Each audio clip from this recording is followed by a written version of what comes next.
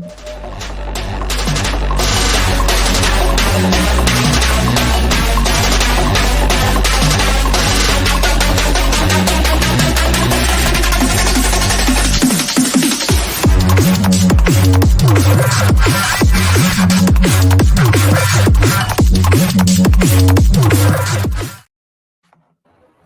evening, keepers of the cash. Gary B, the casual comic guy here. Voice is still gone. We're going to get through this, though. The show must always go on. And with me, as is the case with every Thursday, my good buddy Digger Jim. Jim, how you doing tonight, sir? Doing great, doing great. Thank you for having me. I'm glad we could get it done, get here early and get it done. That's right. Well, we got something special tonight. We are talking from Soldier Publishing, MARCVS. And we have our author here, Scott Palochik, as the guest tonight. And he brought a friend along, Carmen Gentile. Did I say that right, Carmen? Yeah, that's right. Perfect. Excellent. So tonight, guys, we are here to talk all things MARCVS. We're going to go from inception to how Carmen got involved and where you're going to be able to get your signed copies. We're going to share all that information. But first, Scott, we're going to let you and Carmen introduce yourselves to the crowd. We'll say hi to everybody that's joining us, and then we'll come back to you guys. Sure. I'm Scott Palochik. I'm the writer for MARCVS. It's a little loud, so we're live at New York Comic Con right now. So I can turn the camera here a little bit, and you can see we're right at the floor. We found at least the quietest spot we could find, and we're here today. Going to be launching MARCVS this weekend. So tomorrow we will be at Bird City Comics booth. So if you are at Comic-Con, please stop by. Myself, Reggie. I don't think Carmen's going to be able to be here, but he'll try to come by in the morning. Yeah, he'll try to be here in the morning. But we're definitely looking forward to breathing.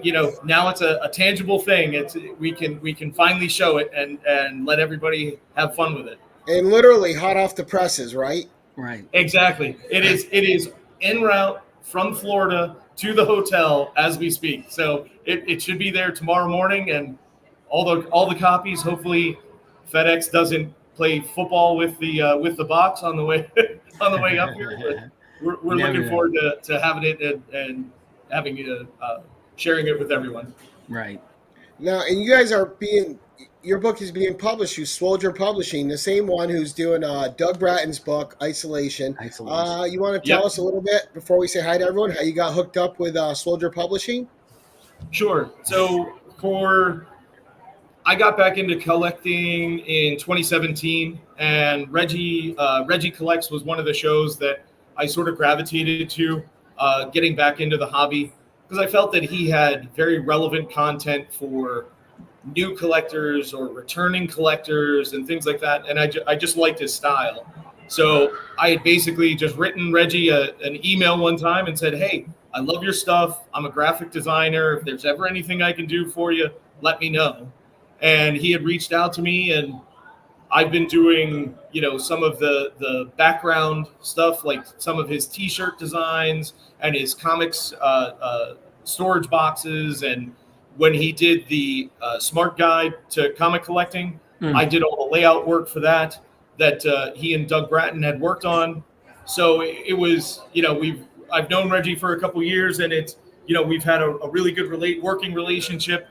And when, we did the smart guide to comic collecting, I said, hey, I've got a story I'd like to pitch you and for a comic. And it was ironic because Doug had just pitched Isolation to him.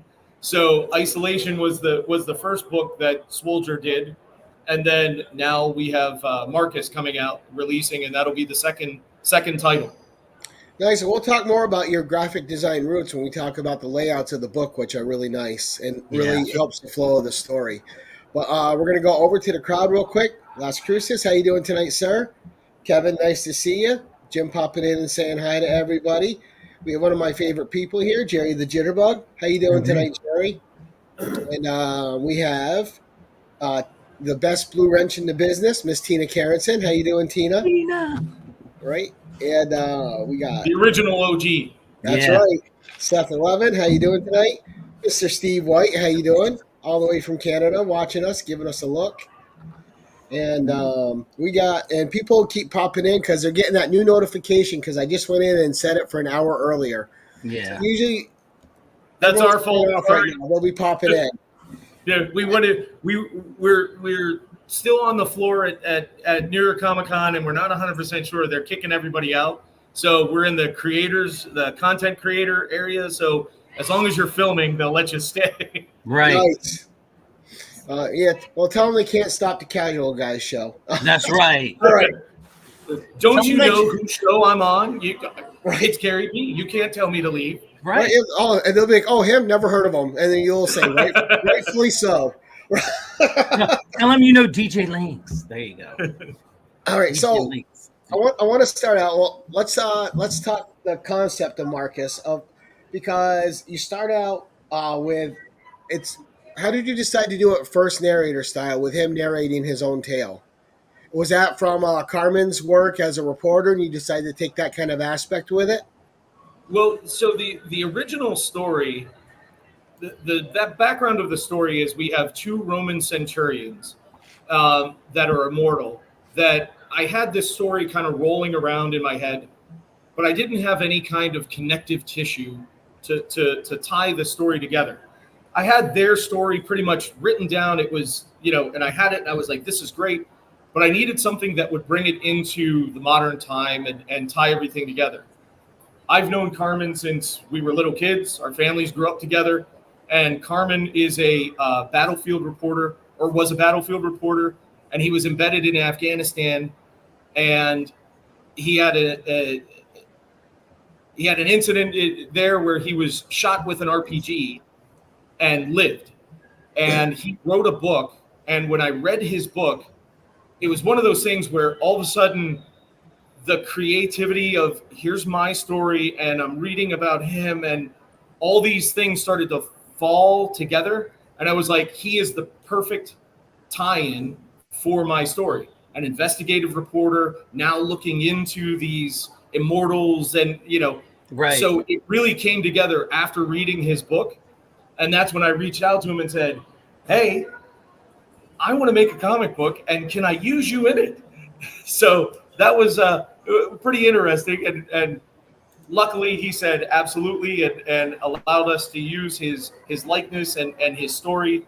For that, I will always be grateful. But, we tie in his story into the book. And, I think we've talked about it before. Within the book, we have QR codes. The original QR codes we had tested out in the Smart Guide to Comic Collecting to take you to videos that Reggie had and stuff like that. So I wanted to do something different. I wanted to bring another level of entertainment to a comic book. Comic books are flat. So I wanted to add something new. So adding the QR codes, I put together a soundtrack for the book that I shared on Spotify. But more importantly, we have videos that Carmen actually filmed that some of the QR codes will take you to this video that he filmed. There's a flashback scene with a firefight, and it takes you right to there. There's probably the most important one is the video of Carmen filming when he was hit with the RPG. There's a QR code that will take you to that video. So You see it in the book.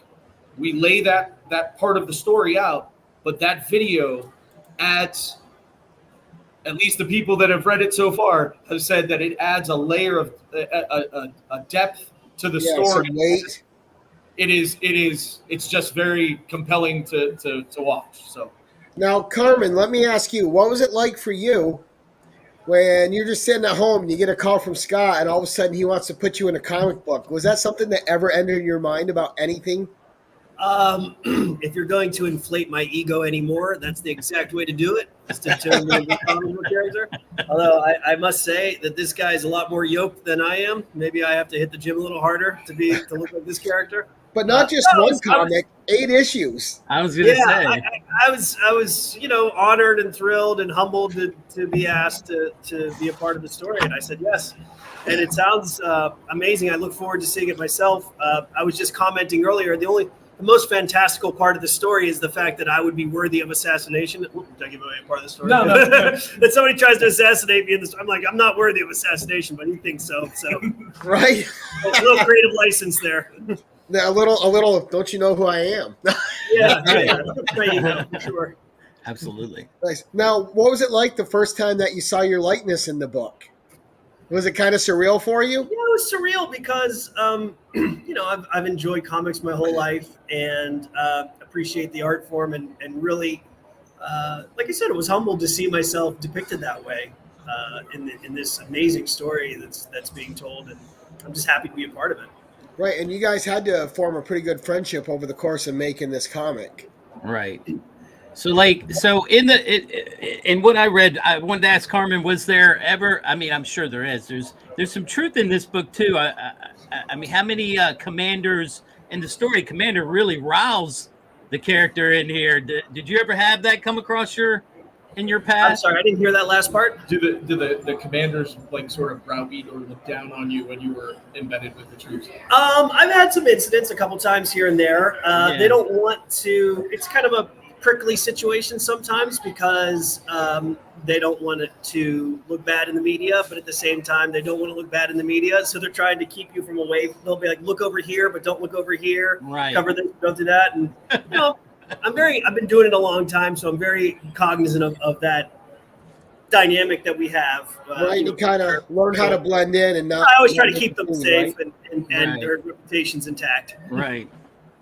And Scott, you were in the military, right? Yes, I went in 87 through 89. I was in the Navy. Right. So, I mean, yeah, but you know the jargon. The military has their own jargon. And I as I was reading, I was like, oh, yeah, there's some of his military coming out of that. Oh, yeah. I can, as I'm reading it, I'm going, yeah, I can hear him saying that. Yeah. So, Trust me, I've heard quite a few company commanders yell at me, and so I just pulled from old past experiences. there you go. So, what I'm going to do right now, Scott, I'm going to make this full screen so everybody gets a good look, but I want you and Carmen to weigh in on it. I'm going to show the images that you sent to me that I showed in the review. Just had you talk about the artist, the concept, because I'm guessing with your design background that you designed these covers and the way everything looks, correct? Well, I will definitely say that it was very much a collaboration, a very, very excellent creative collaboration with Chase Cowan, the artist for the book, and Elizabeth Charlin, who did the lettering. Because when I saw Chase's art style when he did Isolation, I said that is exactly the style that I want for this book, because it's very Greg Capullo-ish. It's a little bit more harsh, and this isn't a soft story. So no, it's got a gritty reality to it. Right. It's very raw. I thoroughly enjoyed it, that particular style. Like, I was thinking about that as soon as I started reading. It's like, wow, he did a great job picking a great artist for this. So kudos to you, sir. So this graphic is something that Chase had done for us to use as a promotional graphic. And to the left we have Marcus, and to the right you have Carmen. So it was a great graphic. So I said, hey, we're going to use this on, and Reggie did a couple, we have some flyers that we're putting up here at the show. But, this is the spread for pages 3 and 4. Pages now, 1 how and 2 involved were you with away. these layouts? What's that? Oh, I'm sorry. How involved were you with these layouts and how you wanted the imagery In tell my the story? original script, I had given him what I had envisioned for that. So this is very similar to the envision that the idea that I had for this double page spread. But Chase, there were some pages where Chase said, hey, I'm going to compress this and we're going to make this into a little bit different.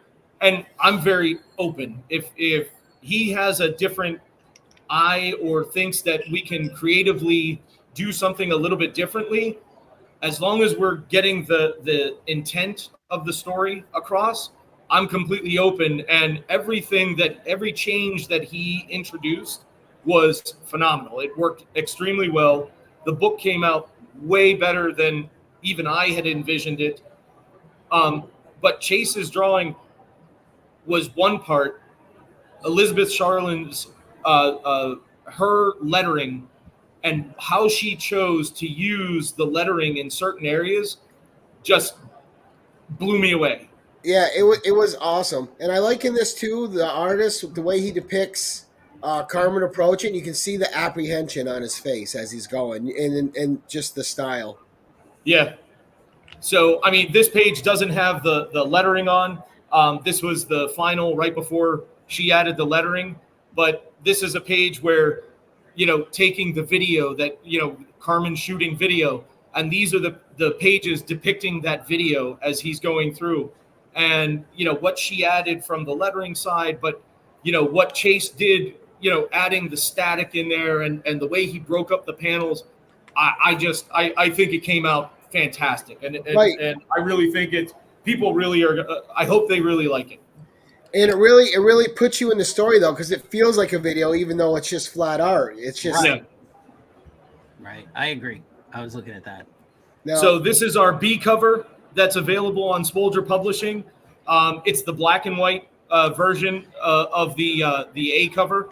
So I just thought that the black and white was I love black and white, and the black and white was just such an impactful picture.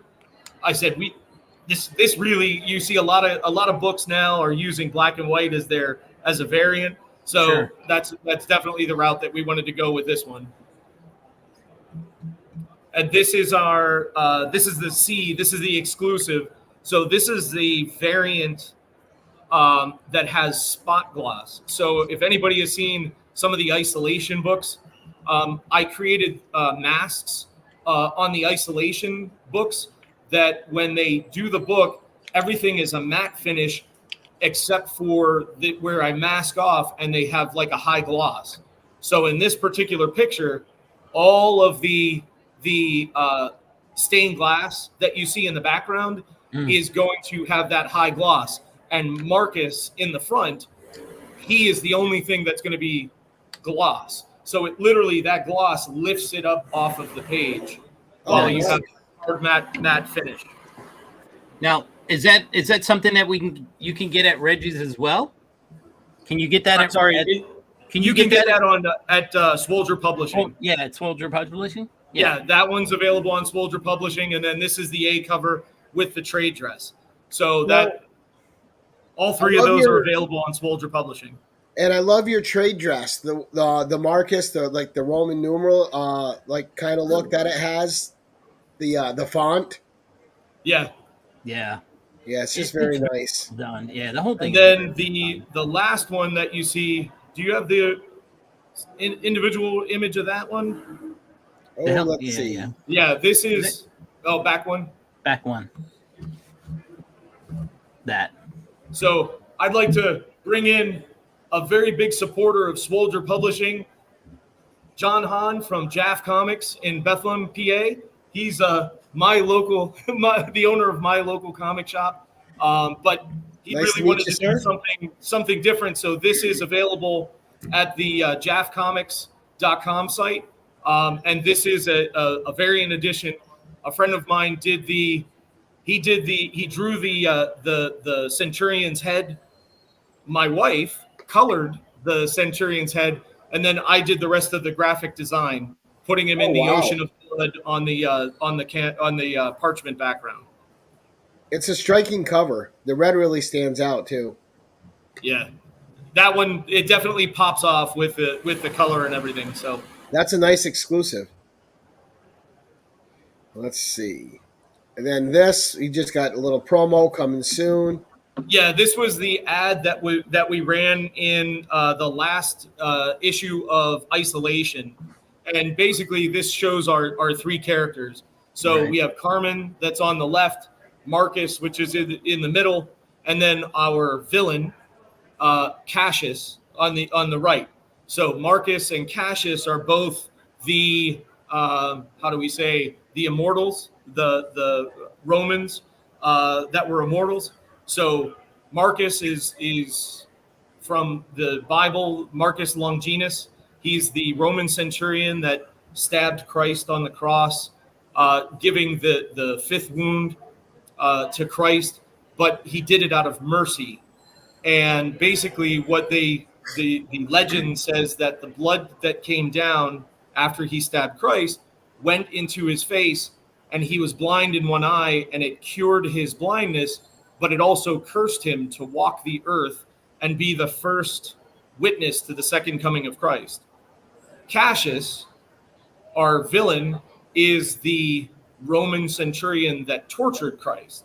So what he did out of anger and hatred, the same blood that he tortured Christ that went on him made him immortal. So there's the yin and the yang of the two, the light and the dark. So Marcus is looking for atonement for what he did, and Cassius is looking to bring about the apocalypse. The end days. Yeah. Wow. Now, let's see. We'll remove this for now. We'll get back to the big. Sure. So with that, now how did you come up with Cassius? Because we meet him briefly in the book, but it's just a glimpse, really, of a couple panels setting him up. How did you come about creating the villain? Like you said, how you got Carmen in, and he was a key component that was missing for your story. Was Cassius already part of that story, or did he come later on? Yeah, the original story was the battle between Marcus and Cassius, and Carmen was the thread that I was able to bring in to tie the story together and bring it into a modern time.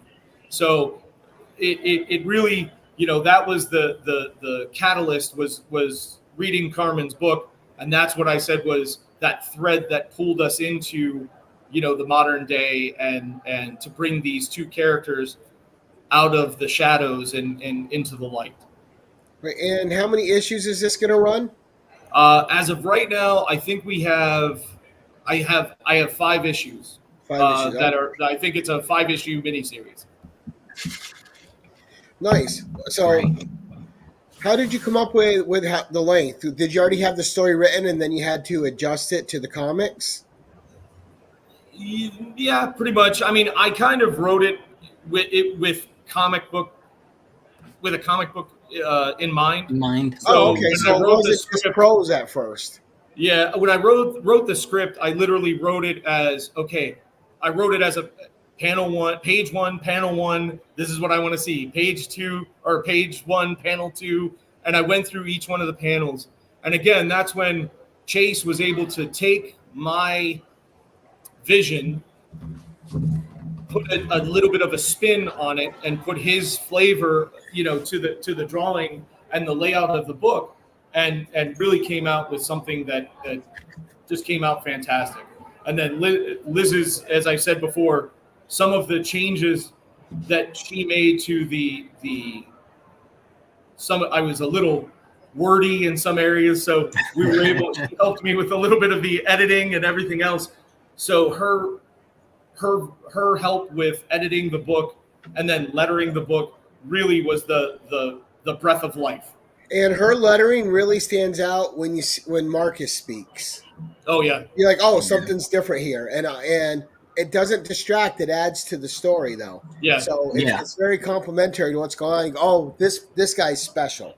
Yeah. And the lettering tells you that just as does the dialogue, but. Yeah, there is a definite cue when you look at the lettering for Marcus and the lettering for Cassius.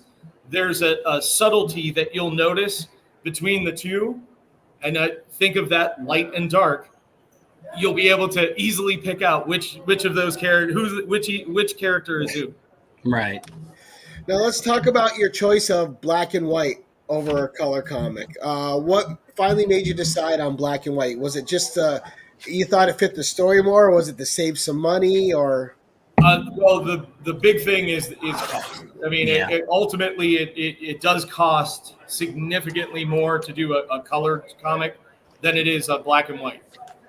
Myself, I love, when I was a kid, the old indies of Teenage Mutant Ninja Turtles and stuff like that. Oh yeah. Those old black and white stories were just fantastic. you know. Right. So we kind of wanted to pull that same vibe in with this one. But really, I mean, hands down, it's a cost factor. It makes it more palatable for a price of the book to have them produced in black and white. And I think the black and white really works for the story too. It gives it that grittier, older feel to it. Yeah. It gives it that war environment feel for sure.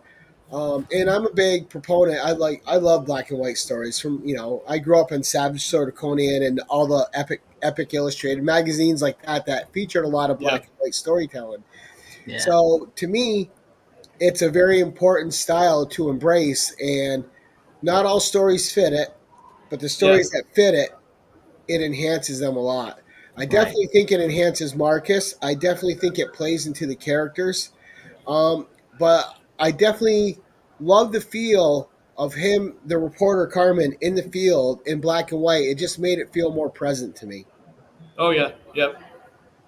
Yeah, I think color would have taken away from it. I honestly agree with you on that. I think it would have. And honestly, I wanted to, certainly honor my friend and bring his story, because he brings another level to it, because it is a real person, and war is not pretty. It's not a nice thing. And there's, you think of the soldiers buy into, this is my job. I'm going to have to go to war and things like that.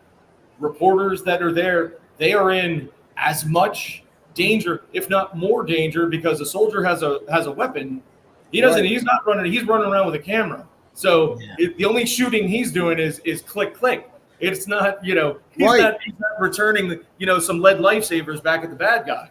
So now, Carmen, is there any kind of training that you have to go through to be a battlefield reporter, like to try to keep yourself safe? Is there anything you go through for that? Just any training that you had to do? Yeah, I did some training. A lot of it, some of it was on the job. I covered some lighter skirmishes before I got into the heavier shit. I covered some unrest in Haiti that was, to this day, some of the worst I've ever seen. Wow. But I do have some formal training that I received after I'd already been downrange covering conflict. It's in first aid, situational awareness, rapid response to situations. And so I know how to apply a tourniquet in case the worst happens and somebody's about to bleed out, and I can do a bunch of other things that, I think I can. I was told I could. I mean, a lot of it, though, is just on the job. There's only so much you can learn. It's got to be in a situation where you have to feel it out as you there's go. Only so many words in scenarios that you in a envisioned scenario, but there's no substitute for live fire. So now, when you're there and you're embedded with the soldiers, do they kind of learn instinctively how to move around you as well? Did you have to learn how to move around with them? Yeah, like with the soldiers, just instinctively, a lot of the war in Afghanistan was fought on foot because the terrain is so difficult. So humping through these mountains for hours, sometimes days on end, and even when you can be in a vehicle, it's usually on some rickety IED-laden road that makes you think I'd rather be outside the vehicle than in the vehicle. Right. So it's definitely the kind of war where you have to be fit to keep up with young men who are in their early 20s, some of them teenagers. And so there's a part in the book, in my book, where I go out on an embed, and at the very end, we've been out all day, and a couple of soldiers actually had to be airlifted off the mountain because it was so treacherous. And one of the soldiers says to me, goes, at the very end, he said, after this long day, he said, "How old are you?" And I said, "I'm 36. Well, now I'm 49. But he said, "At the time, I'm 36. He goes, "That's funny. You're only 2 years younger than my dad." Wow. I was gassed. It was like an 18-hour day through the mountains. Kinetic shit was going on. And yeah. And there's stuff I saw written in the story. And the reason I ask you that is Scott had written a scene in there where you are going out, heading out with them, and you're starting to feel some fatigue. And mentally, you're like, I don't have a right to complain. These soldiers are carrying 3 times the weight I am, who Right. am I to bitch about this? Yeah, but they're not carrying as many years as I have, so they don't have as Right? many. They don't have as much wear on their tread as I do. Right.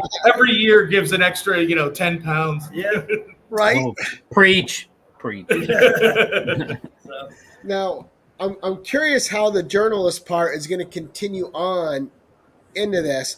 Now, were you integral? Like, were you guys consulting on every issue on like realistic dialogue for Carmen and stuff? And I didn't have anything to do with it. These guys figured all that out. Okay. Yeah, this is mostly it was my story. I mean, I sent Carmen in advance of the script and said, "Hey, here's the script. Are you cool with everything that's here?" And he read through it and said, "I'm good with everything here." So, and I definitely kept him in the loop as far as any changes that we made or any edits that were made. I tried to keep him involved. I mean, ultimately, this is the story that I kind of envisioned and I wanted to tell. I don't want to do anything that would upset, my friend or anything like that. But I have more plans for Carmen. He doesn't know this yet. We haven't had that call. We haven't had that talk yet. But I envision some other things that we're going to do in the future. That this can, this is the stepping stone. We want to get through Marcus, and I've got a whole nother idea that we can feed off of this book, and I think we just need everybody to buy it. So everybody run out, order your copy, or stop and see us at New York Comic Con. And again, we're going to shout her out while she's in the chat. Just the magnificent lettering job she did in your book. Yes. Especially with the main characters talking, when Marcus talks, when Cassius talks, and you can tell that they're people of importance and just incredible stuff. Now, what I like too is all of us read a lot of comics, but this is the first time I've read one where it's kind of like, and you've seen movies like it that present this view, but this is the first kind of one I've read from the reporter's view. Yeah. Usually you see like the detective narrating, but never like the war reporter, So it's something fresh, it's something cool, and it's a perspective you don't usually get to see in a book, which adds another quality to it, in my opinion. Yeah, I mean the idea to take it from his perspective. In the first two issues, it's going to be heavy on with Carmen and introducing the characters. But then as we get further in the story, you're going to learn a lot about Marcus. And we're going to go back to ancient Rome with Marcus and Cassius. And then in Cassius, when we get so you'll get it from Marcus's point of view. And then we'll learn about Cassius. And we're going to get Cassius's point of view, and that is a throwback to World War II, when he was, he was with the bad guys. So, don't give too much away. Let people. Yeah, I don't want to give too much away, but I'll tell you what. The way I wanted to tell this story was to take it from those different, very much like a Quentin Tarantino-esque. Taking it from different points of view, but telling the same story, and then having it all come together in the end, and really, really have something that's different. And what I like too is it's a lot of times when people write, like whether they write police or detectives or soldiers, they always include a large amount of false bravado, and I like that that's not in this book. It's just people out there. They're there to do a job. Their jobs are on the line. Their lives are on the line, and they know this, and that has its own stress. I really liked the way Blake was written, Commander Blake, because I didn't think he was harsh. He was just like, look, this is what I got to worry about. Right. But at the same time, as the book went on, he was completely fair to him. Right. He wasn't. That's what I noticed at the beginning, though. He's like, look, he wasn't one thing up, you're done. But once he realized he humped through the mountains and came back, he was like, look, we're going out on another mission here. You're absolutely right. But it's one of those things where, and I learned this as a young kid. You earn your respect. You earn your freedom.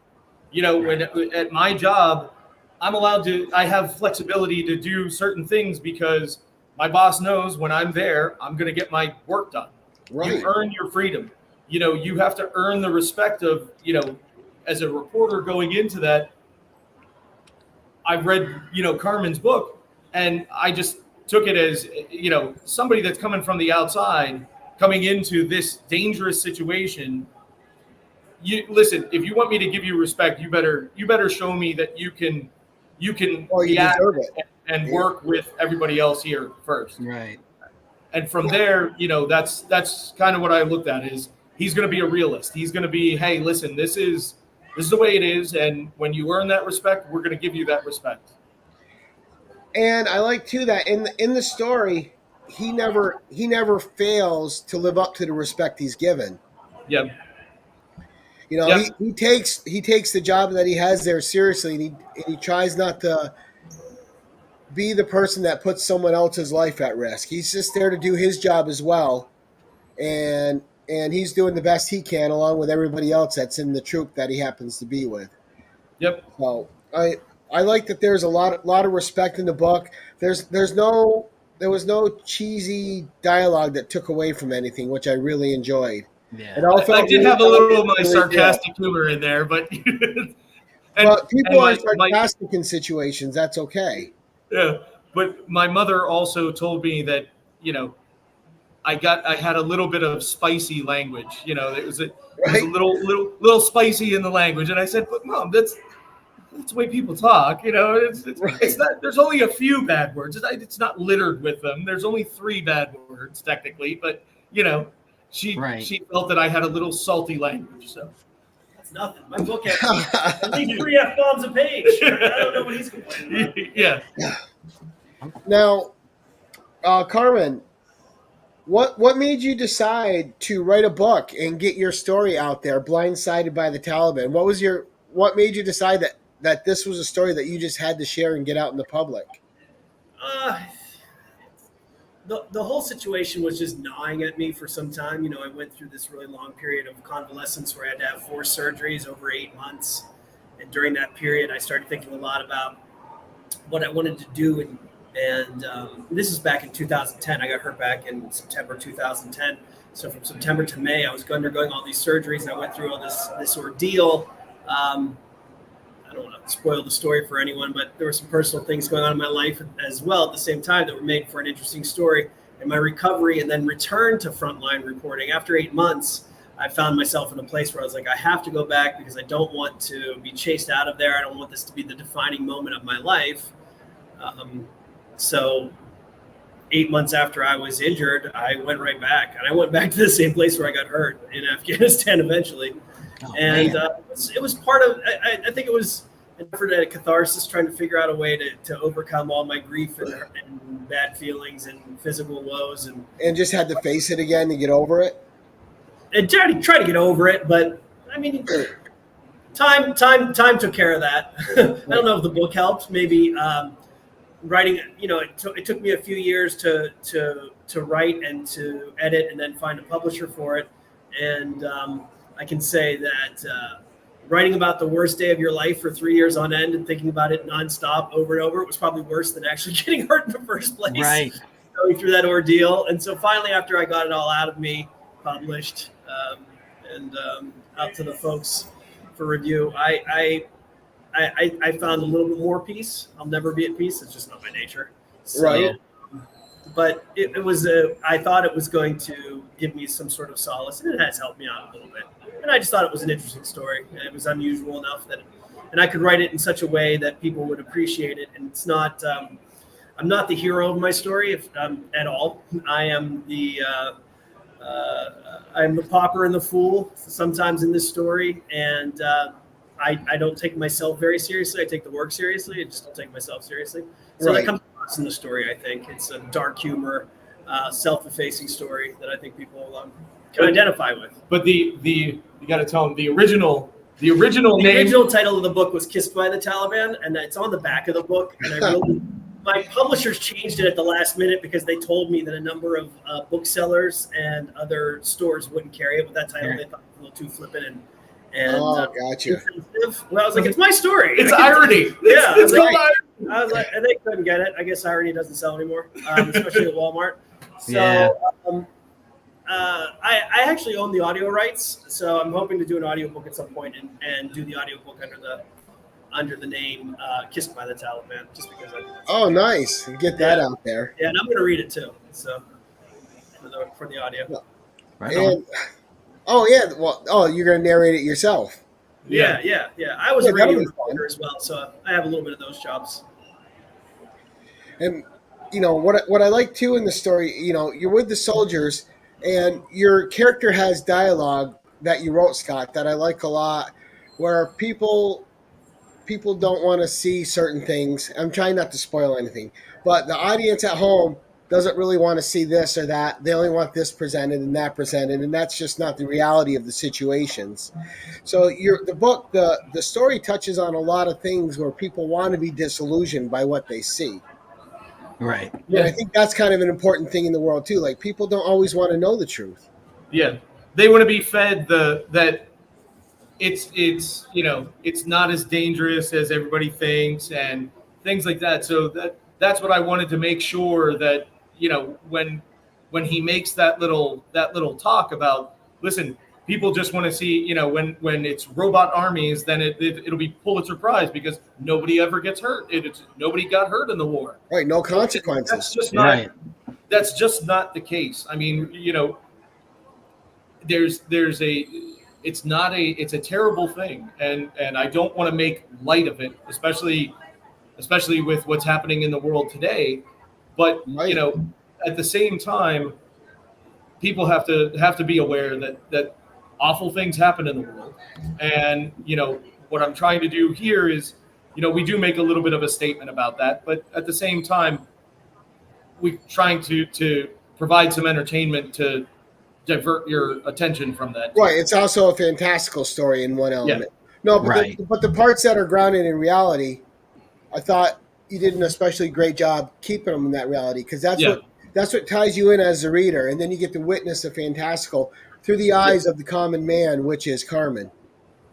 But as you go through the different scenes, like the flashback scene alone, that was originally, I had written that out as 2 pages, and Chase made it a single page, but it fit so well.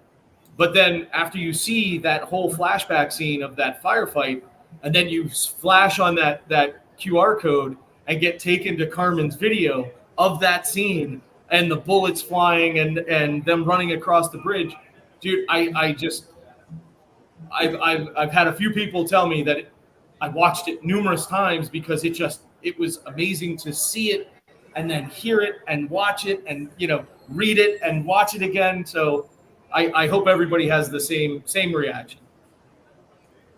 Right. Well, let's talk about, because we're getting to the 45-minute mark. Let's talk about where people can actually put their hard-earned cash and buy these books that you two gentlemen have put out. Sure. Your book and Carmen's book, and I'm going to get a share screen up here too for you. Yep. I just got to get another tab going.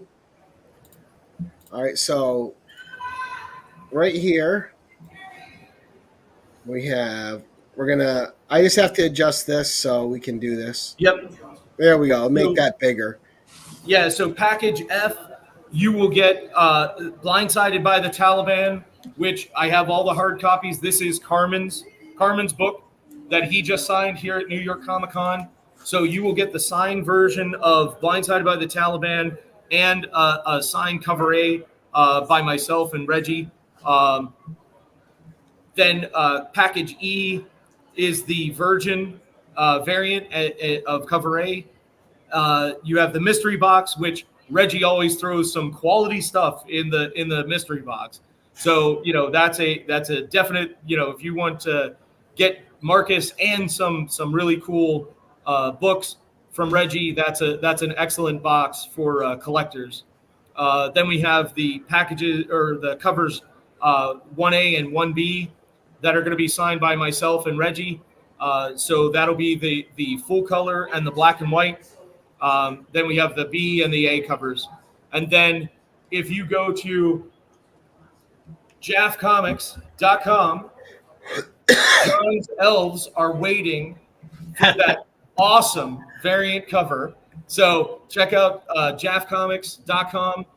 There's a pre-order for Marcus, and I will be doing a signing at the store in Bethlehem with Tom Aresto, my very good friend who did the cover, the Centurion. He's going to be there signing books as well at Jaf on Wednesday. All right, and give me a second, and I'm going to get that up. I just have to remove this screen first. And we will get the Jaf one up, too, for them, and make sure everybody sees it. And one thing I would like to, certainly, again, I want to thank, John. He's supported Isolation. He's supported my book.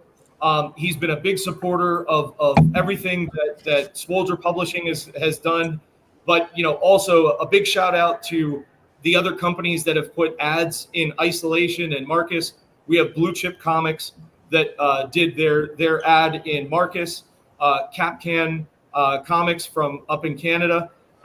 They've had ads in Isolation, but they also pre-ordered a bunch of books for Marcus. So, really these other, comic stores and different people that do these really help fund all of this for us. So, for us to, as a small independent, Reggie will definitely say, we have to help fund to get the next issue and everything else. So the more people buy and the more that people support, I think this is, excellent way to say thank you to them. And it really is a beautiful exclusive cover. I mean, that thing is gorgeous. Yeah, I'm looking at it right now, and I'm like, so I need to get this before the 18th. Unfortunately, you're like 2.5 hours away, and on a Wednesday, that might be something to drive.